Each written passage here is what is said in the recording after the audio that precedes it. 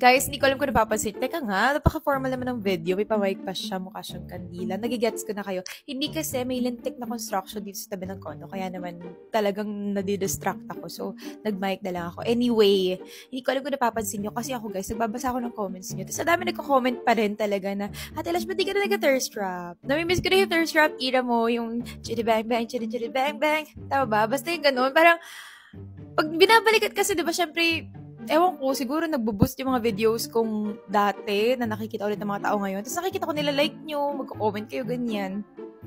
Tapos parang, hindi ko alam, nag-cringe ako.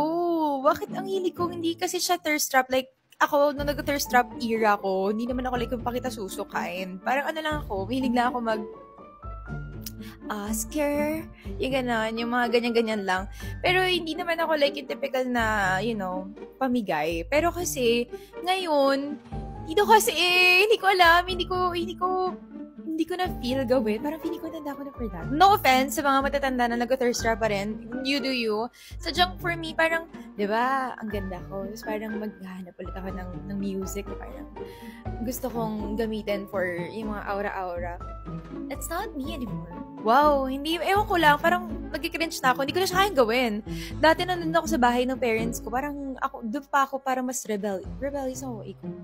But yeah, guys, nakakamiss yung gano'n, no? Yung parang ang dami kong, sobrang active ko. Minsan isang gabi, parang limang ganyan aura-aura yung mga videos ko dati. Nakakamiss siya. But yeah, parang hindi na siya yung calling ko ngayon.